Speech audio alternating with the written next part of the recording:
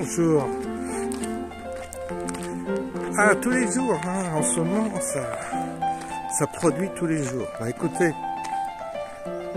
c'est parce que certainement qu'il y a une nécessité. Alors, le thème que je voudrais aborder aujourd'hui, c'est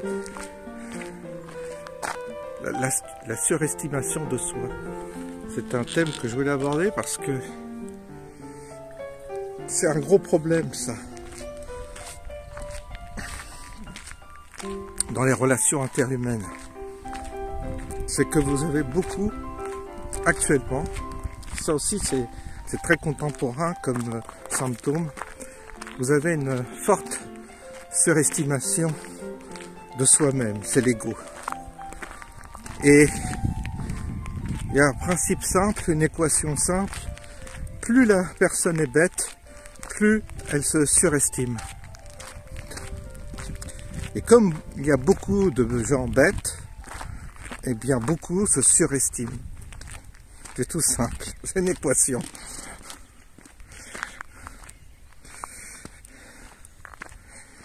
Alors ça c'est embêtant parce que la personne intelligente qui réfléchit, qui connaît ses limites, qui connaît certains sujets et qui n'en connaît pas d'autres, mais qui est conscient de connaître certains sujets, conscient de ne pas en connaître d'autres, donc qui s'exprime à propos quand elle maîtrise et qui se tait quand elle ne maîtrise pas, eh bien cette personne-là, qui est intelligente et qui connaît les limites de sa pensée, qui connaît les limites de son pouvoir mental, cérébral, qui sait très bien qu'on ne maîtrise jamais absolument tout, et plus on avance dans un domaine, plus on voit que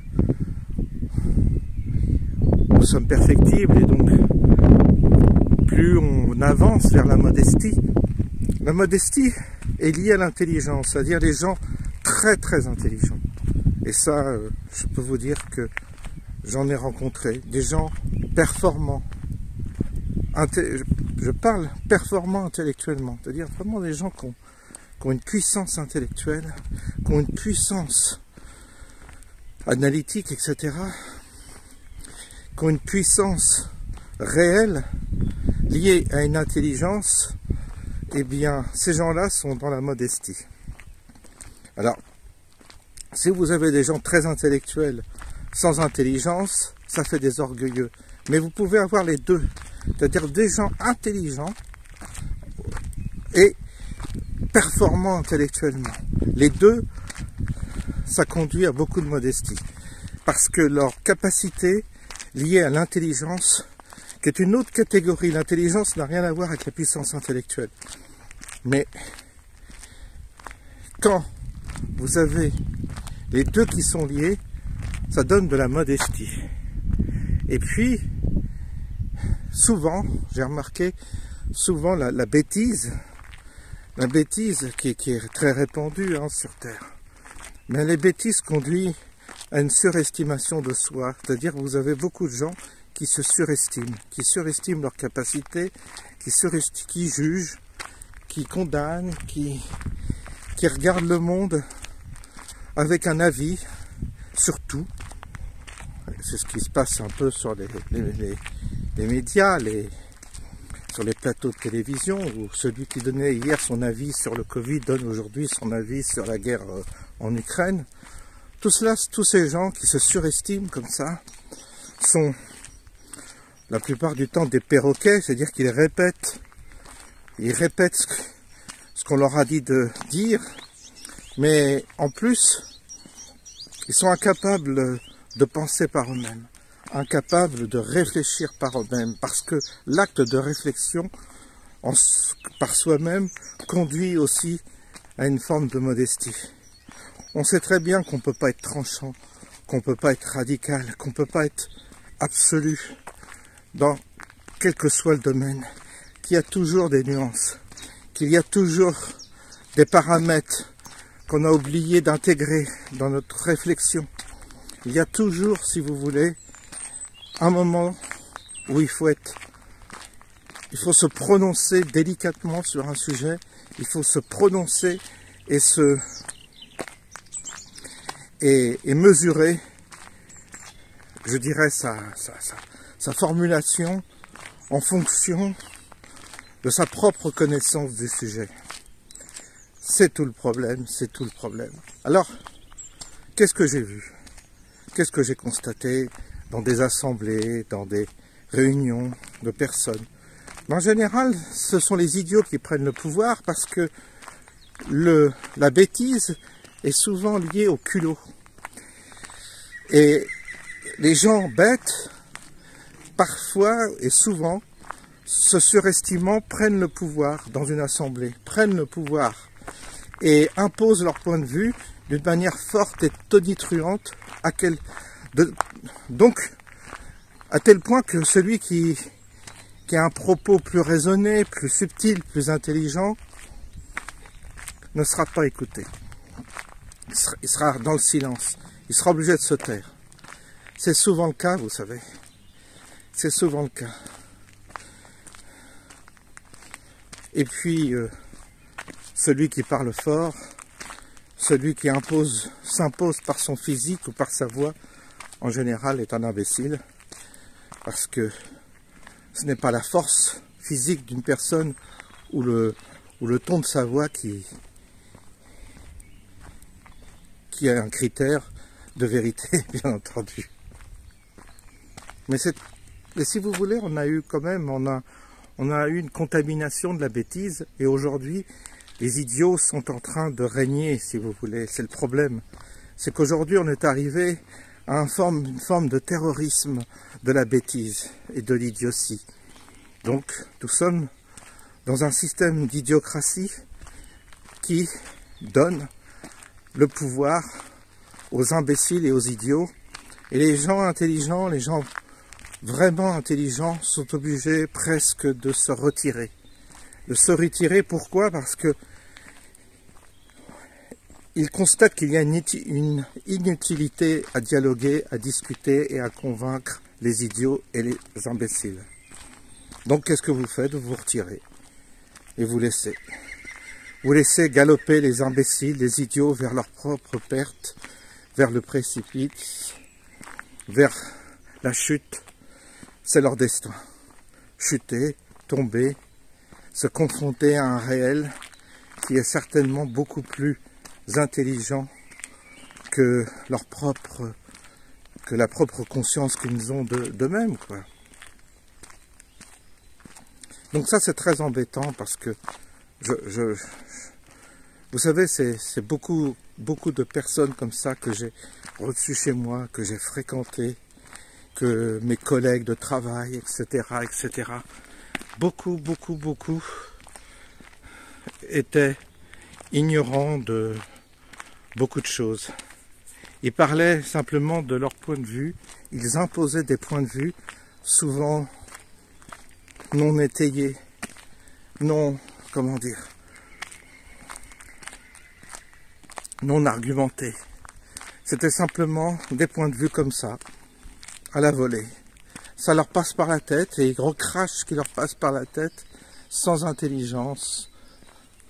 Et aujourd'hui, les idiots ont pris le pouvoir. C'est tout le problème. Et c'est vrai dans tous les domaines. Dans les domaines paranormaux, dans le domaine paranormal, dans le domaine professionnel, dans le domaine spirituel, dans le domaine économique. Les idiots ont pris le pouvoir. Et donc on assiste à une chute collective, bien entendu, à une dégringolade de tous ces pans de la connaissance ou de la société, puisque nous avons affaire à des abrutis. C'est le règne des abrutis. Les gens qui se surestiment sont des abrutis, des idiots, des imbéciles, et nous devons les supporter.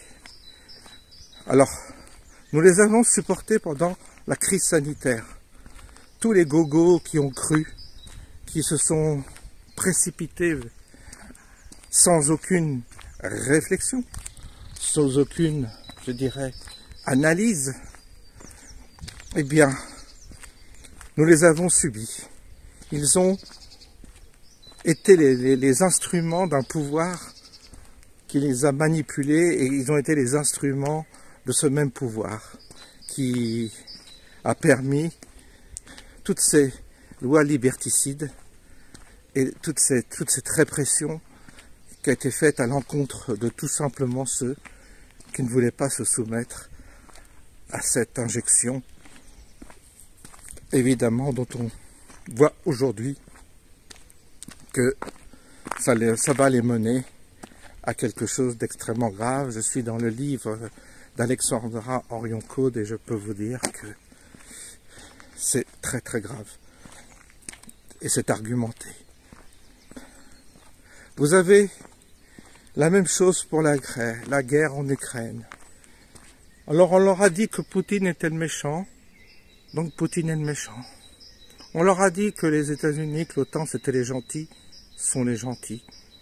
Et puis, avec ces deux principes, ils imposent en assemblée leur point de vue, parce que collectivement, la majorité étant stupide et idiote, eh bien, la majorité impose un point de vue, bien entendu, qui leur a été déjà programmé par toute cette propagande, et puis ils imposent comme ça. Et si vous apportez un point de vue différent, vous verrez, ça sera niet. Ils n'écouteront pas. Ils resteront sur la base de leurs convictions, parce que l'abruti, l'idiot, l'imbécile, il ne se remet pas en cause. Jamais. Il ne se remet pas en cause. Il estime faire partie du troupeau de moutons. Donc le troupeau de moutons détient pour lui, la majorité détient la vérité. C'est le principe de la démocratie, qui est un principe évidemment totalement stupide, parce que la majorité n'a jamais détenu la vérité. La vérité a toujours été le fait d'une minorité, la connaissance d'une minorité. La majorité, c'est le troupeau. Donc la majorité, c'est une espèce de grande masse qu'on manipule à souhait et qu'on obtient ce qu'on veut. Donc ce qu'on appelle la démocratie est une erreur fondamentale. C'est la minorité qui a toujours raison, c'est la minorité qui voit clair, c'est la minorité qui discerne, c'est la minorité qui est intelligente. Il y a plus de gens idiots, abrutis, que de gens intelligents. L'intelligence, elle est rare. La bêtise, elle est extrêmement répandue. Et donc, nous sommes dans un système où la bêtise, grâce à la démocratie, a pris le pouvoir. On n'en sort pas. C'est pour ça que notre société, elle est ainsi constituée et fabriquée. Parce que si on avait inversé les choses, si on avait considéré que la minorité détenait plus de vérité que la majorité, on serait dans un autre système que le système démocratique. Et du coup, on aurait une forme d'élite qui serait, elle, intelligente et qui aurait les capacités d'instruire et de guider le peuple. C'est tout l'inverse.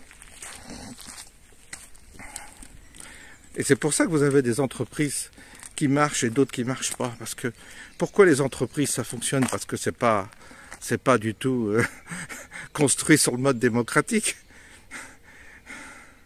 Les entreprises qui fonctionnent sont des gens qui ont pris le pouvoir et qui dirigent les autres parce qu'ils sont plus intelligents, plus habiles. Toutes les entreprises qui ont fait l'expérience de la démocratie se sont effondrées.